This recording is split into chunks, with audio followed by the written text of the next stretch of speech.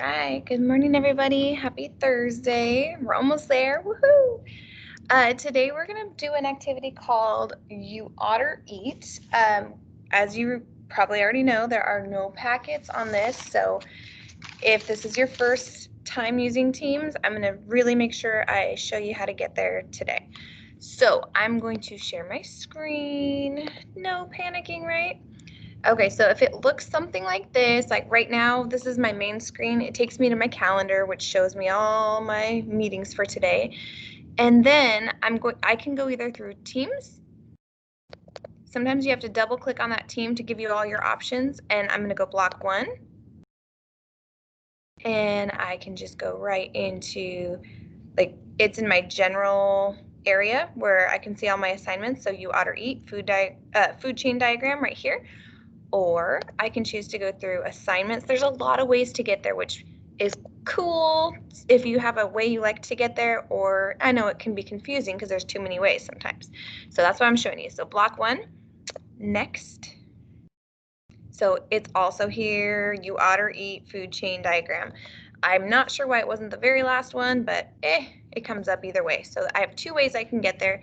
This is what it looks like on my end. Since I just assigned it, nobody turned in. I'm going to click on student view. So this is what it'll look like for you. And I tried to be very clear with my instructions. So first you're going to read the You Otter Eat PDF, which a PDF just means you can't edit it. It's just there to be read to learn about otter food chains. Next, you open You Otter Eat student copy of diagram PPTX, which just means PowerPoint. I use those so you can click and drag to edit. It says click and drag the images to put them in the correct order for the otter food chain. Then read the diagram below on that same PowerPoint slide as to what would happen to their ecosystems if changes happened. For example, the orca whales, sea urchins, pollution, and kelp. Last, click and type into the gray boxes your predictions of what would happen to the otter's ecosystem if each of the changes were to happen. And I know that's a lot to remember before you get to this assignment. So I just like to read that to you so you can kind of, as you're seeing it, you can make those connections. So if you look at that, it doesn't look like you can do much to it. All I did was click into the You Otter Eat PPTX or PowerPoint. You have to click Edit Presentation. It's up to you. If you have the PowerPoint app, click here. If you just want to do it in the web browser, which just means online through Teams, you can do it there. So while it's loading, you're going to notice it changes a little bit. When it just showed the PowerPoint slide, these cute little pictures weren't there. So this is the actual, those are the images you're going to click and drag, and you can't do it unless you click edit. So over here it says source of energy, producer, consumer, consumer. So try to think of what we've talked about in food chains before. Let's say source of energy. Ooh, I know most of the energy comes from the sun, so I can pretty much predict it's going to be sun for my source of energy. So what you do to move these guys is you click on the picture and you'll see these gray lines and circles appear. Try not to touch the circles. This one will make your picture spin. This one will make it the whole thing larger. These will stretch. You just want it where it has the 4 arrows, and you click on the whole picture and drag it with your little pad and drop it where you like it. So if I thought it was there, boom, I leave it, or there. And then it automatically, as long as you're doing it online, will just save it how it is. And so that's easy peasy. So you would do that with all your different pictures. See how you can click and do that. And then it says sometimes there are changes in the ecosystem. If something happens to one part of the food chain, it affects everything that comes after. For the next part of the activity, you will read about things that happen in a bay where there are sea otters and sea urchins living in a kelp forest. Find out what happened and what change it caused. Look at the food chain diagram you put together above and fill in what happened to the food chain. The first one is done for you. So let's say we had this all put in there. I don't want to ruin your learning for you, so I left it blank, but pretend this is all set up. This column is all what happened and what change it caused. And then your job is to predict what happened to the food chain after that. So that first one says orca, killer whales, invaded the bay where the sea otters live. Orcas are predators of sea otters. So they invaded a place where sea otters are living.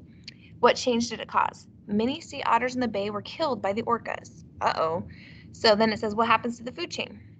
Sea otters are no longer eating the sea urchins. Now there are so many sea urchins eating kelp that the kelp forest cannot grow big and healthy. The kelp forest dies off. So I know that that one's very specific. We're going to do the reading, and I think that's going to fill in a lot of these blanks for you. But so they just wanted to have that for an example for what to do. In these ones, after you read, sea urchins are considered a delicious food in Asia. A fishery opened up and has overfished the sea urchins in the bay. There are no longer, so the change it did cause was there are no longer sea urchins available in the bay. So if there are no longer sea urchins, depending on what eats those, it's going to affect them. And I just typed something like that. Pollution entered the bay and gave the sea otters a disease. So all these otters are sick. Many sea otters in the bay died. That was the change. What happens if a lot of sea otters in the bay die? So when you click into the box, it'll let you just type right into there. Just try not to move the boxes. Those are text boxes. So click and then type. Down here it says kelp cannot grow in the water warmer than 72 degrees. The summer got so hot that the water warmed up to 75 degrees. So the kelp can't grow if it gets too warm, and it did. The water was warm and the kelp forest died off. So depending on what eats the kelp, it's going to affect that group of creatures. So once I have at least a sentence for each of those and a picture in each of the boxes, it will automatically save everything I do. So I'm going to close it out. And it does take a second. You got to give it a second to think. And then reference material, read You Otter Eat PDF. So I'm going to click into there. And this is where you're going to get most, if not all, of your information. Some of it you do have to make predictions and be okay with. It may not be 100% correct. This is just you being a scientist, and being a scientist is a lot about knowing what you do know. What do you think could happen? Just an educated guess. So if you feel confident about this and want to read it on your own, you're free to go. If you would prefer me to read it to you, hang back and I can read this in about 2 minutes. So, yep, from here on out, you're welcome to end the video if you're going to read it on your own. Otherwise, here we go. Diagram. You otter eat. All the living things and non-living things, sunlight, water, soil, and weather in an environment are called an ecosystem. In an ecosystem, plants, animals, fungi like mushrooms, and other organisms are part of food chains. A food chain shows how organisms get food. It also explains how nutrients and energy from food are passed from one organism to another. When food chains are balanced, all organisms have a good chance to live and reproduce. This creates a healthy ecosystem. You don't want too many or too few of any organism. The sun is where all living things get their energy. Plants, we talked about that in that little otter paper. Plants and algae turn energy from the sun into food in a process called photosynthesis. These organisms are called producers because they produce or make their own food. Producers are very important because they turn the sun's energy into food. This allows other organisms to use that energy. Consumers are organisms that cannot make their own food. They eat other organisms. Often a food chain will have more than one consumer. For example, grass makes its own food from the sun.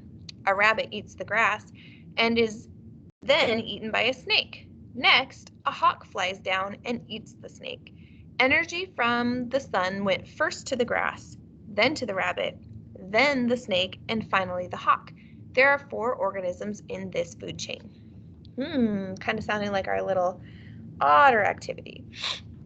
In the coastal California ecosystem, sea otters, sea urchins, and kelp form a food chain. Kelp is a brown algae that grows in large groups called kelp forests. Kelp forests are found in the Pacific Ocean near the shore. Kelp is a producer, turning the sunlight into food. It has big leafy fronds that give many animals a safe place to live and hide from predators. Sea urchins live on the ocean floor and eat algae, including kelp. Sea otters live in the kelp forest and hunt fish, crabs, and sea urchins. Too many sea urchins would eat all the kelp, and the kelp forest would not be able to grow. Sea otters keep the kelp forest ecosystem healthy by keeping the sea urchin numbers low.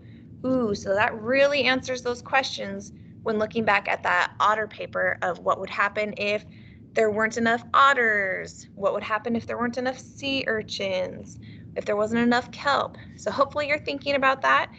As always, if you have any questions about any of our assignments or any part of it, just message me on Teams or Class Dojo, and I'm happy to help. All right. I hope you have a good day and have a lot of fun with our assignment. Thanks. Bye.